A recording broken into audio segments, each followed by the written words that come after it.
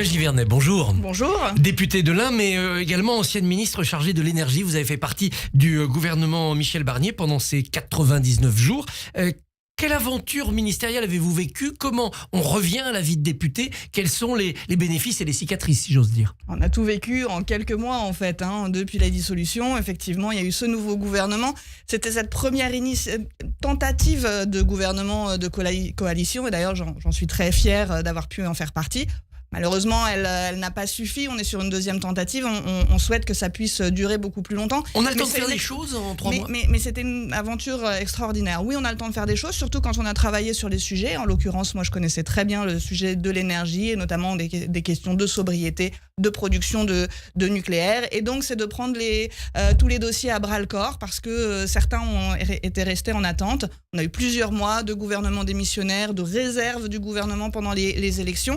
Donc, il y avait une attente de tout l'écosystème de pouvoir avancer, lancer les programmations, notamment sur l'éolien en mer, de débloquer des sujets comme la centrale biomasse de Gardanne et d'annoncer une relance des activités, de pouvoir lancer également la programmation pluriannuelle de l'énergie, parce que l'énergie, c'est un sujet sur le temps long et il faut donner des perspectives. Est-ce que la censure a coûté cher à ce secteur? Parce que après la censure, il y a eu encore quelques semaines de flottement ministériel et puis une attente de budget. Alors tout était lancé, donc les acteurs, le débat public, les concertations pouvaient avancer, le milieu industriel de l'énergie également pouvait avancer, mais il faut pouvoir continuer ce suivi. Et aujourd'hui, l'énergie qui était au ministère de l'écologie est repartie à Bercy, donc au ministère de l'économie et des finances. Je souhaite qu'ils puissent poursuivre les travaux menés, notamment sur la stratégie nationale hydrogène qui est toujours en attente, et puis de trouver également les financements nécessaires pour pouvoir sécuriser notre approvisionnement,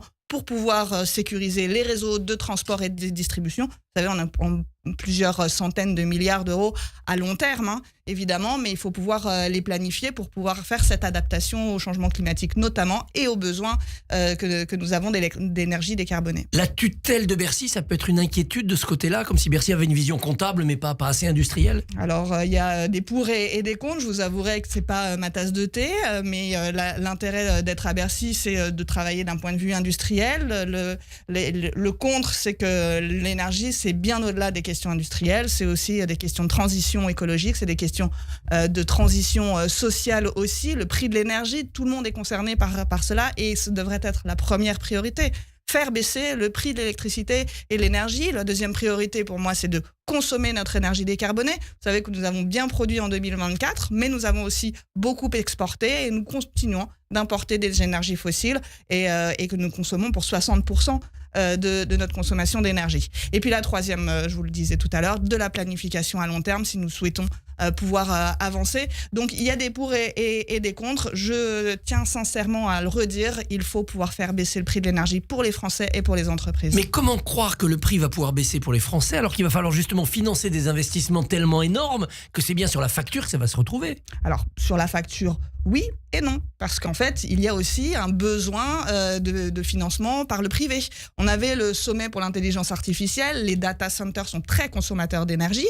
D'ailleurs, ils souhaitent s'implanter en France et ils nous demandent pas de l'argent, ils veulent pouvoir avoir des sites d'implantation, ils veulent pouvoir avoir des raccordements, ils sont prêts à payer. Il faut qu'ils puissent payer pour notre énergie décarbonée et les investissements qui vont avec. C'est-à-dire qu'on pourrait faire payer aux GAFAM et aux grands monstres de ces fameux data centers la fabrication des centrales qui vont nous permettre de leur vendre de l'électricité. Je crois qu'il faut être dans cet état d'esprit-là. Oui, nous sommes attractifs. On me dit tous les industriels veulent partir ailleurs, aux États-Unis, parce que c'est moins cher. Certes, c'est moins cher aux États-Unis, c'est 2 fois moins cher l'électricité. Or, il n'y a pas de capacité de disponibilité. Donc, si vous voulez du blackout tout le temps, faut pas compter dessus. Les compteurs sautent, quoi. Voilà. Et puis, évidemment, c'est de l'énergie complètement carbonée, puisque les annonces de Donald Trump ne vous ont pas échappé. Il drill des baby drills, ça veut dire pétrole, qu'il va faire de du schiste. pétrole et du gaz de schiste.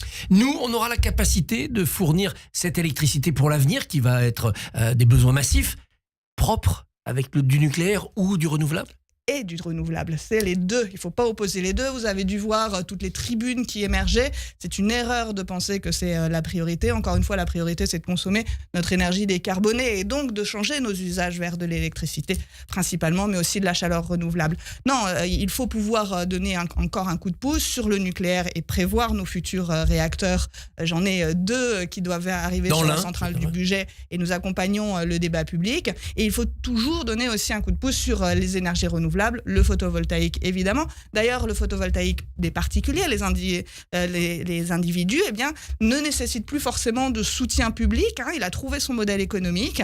Et donc, je crois aussi que l'action publique doit être comme ça. Lorsqu'on met des financements, c'est pour lancer une initiative et ensuite, le modèle économique doit se stabiliser pour être indépendant des subventions de l'État. Il y a aussi l'éolien et notamment l'éolien en mer. C'est beaucoup moins cher. C'est moins cher que le nucléaire, il faut le savoir aussi. Mais plus cher que l'éolien en terre, sur Terre quand même. C'est plus cher que l'éolien sur Terre. Il y a des dispositions qui permettent de faire des zones d'accélération. Les communes s'en sont saisies. Il y a des programmations qui se font. Donc pour moi, l'énergie, c'est une histoire de territoire. Ce n'est plus quelque chose qui est complètement centralisé et c'est aussi une nécessité de travailler ensemble pour faire l'implantation des projets. Est-ce qu'il faut dire aux Français, pour décarboner notre énergie, on va abandonner les chaudières à gaz? Donc dans votre appartement, d'ici 5 ans, 10 ans, vous devrez supprimer le gaz. Pour moi, il faut pouvoir aller vers une sortie du gaz et des chaudières à gaz. D'abord parce que ça fait 2 abonnements.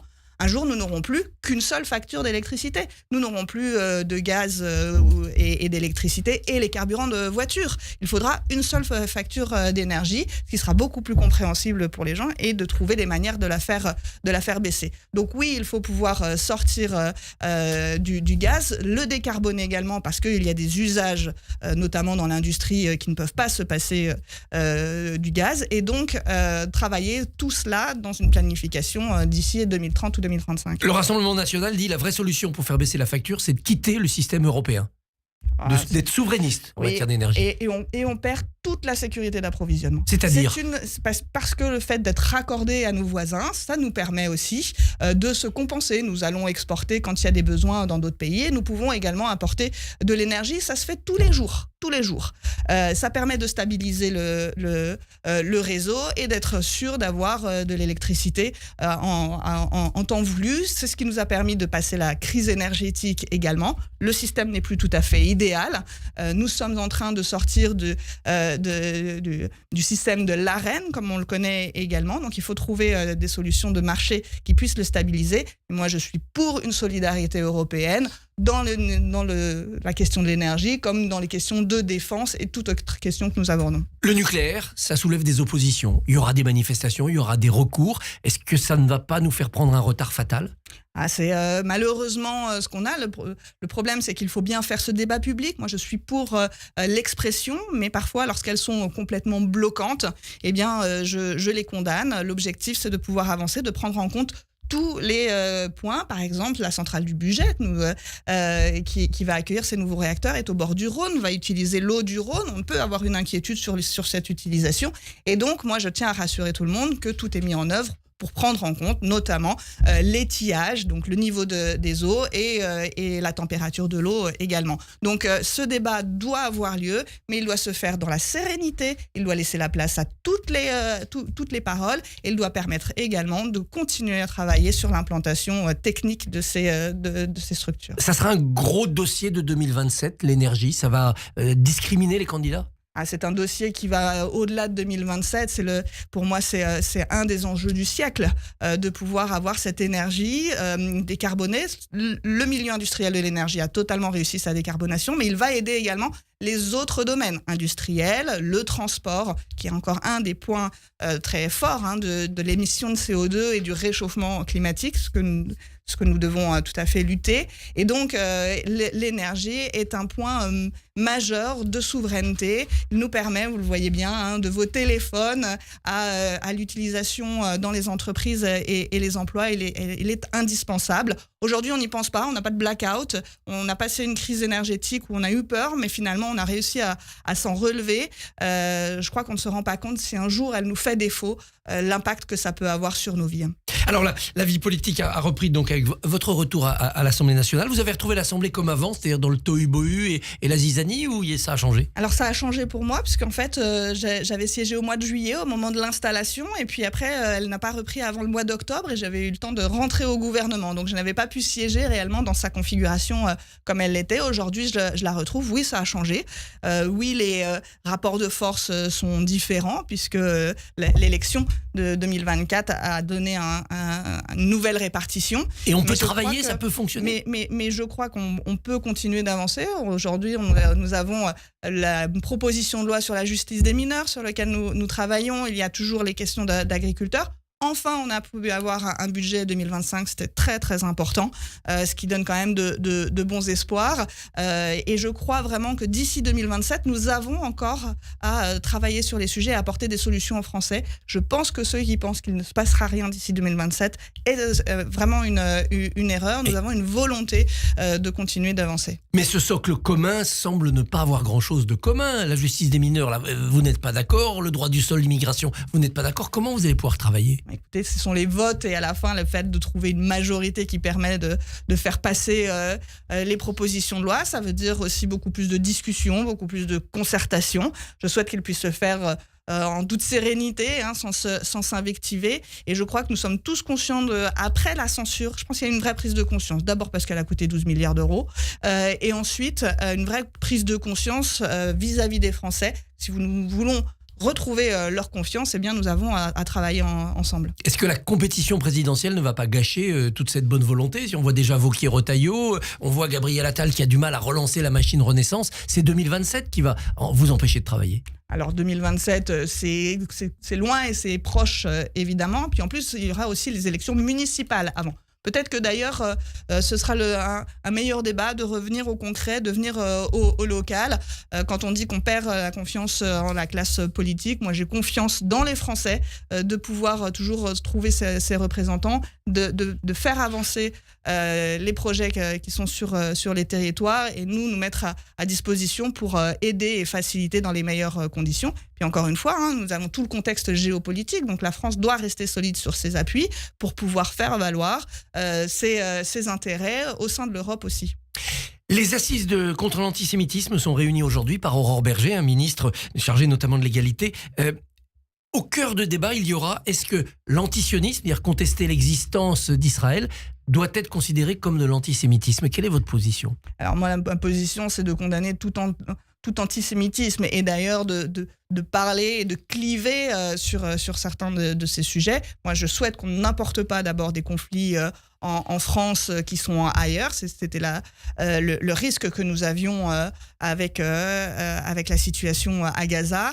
Et donc de pouvoir être toujours très vigilant sur les actes, notamment les actes de violence, les condamner fermement, les condamner rapidement. Il faut légiférer pour ça. Et après, avoir des débats, encore une fois, à partir du moment où ils sont apaisés, ils sont respectueux des interlocuteurs, nous, on peut être ouvert à tout débat. C'est possible encore d'avoir des débats apaisés sur ce sujet-là quand on voit que la France Insoumise en fait un instrument de rapport de force? On s'en rend bien compte, l'objectif c'est de cliver, on a une forte montée des extrêmes, extrême droite, extrême gauche, de pouvoir se saisir de ces sujets-là, de brouiller le message, on n'est plus dans la recherche réellement de vérité et d'arguments, donc il faut trouver, nous avons cette responsabilité d'apaiser. Olga Givernet, merci et bonne journée. Merci. Radio J, retrouvez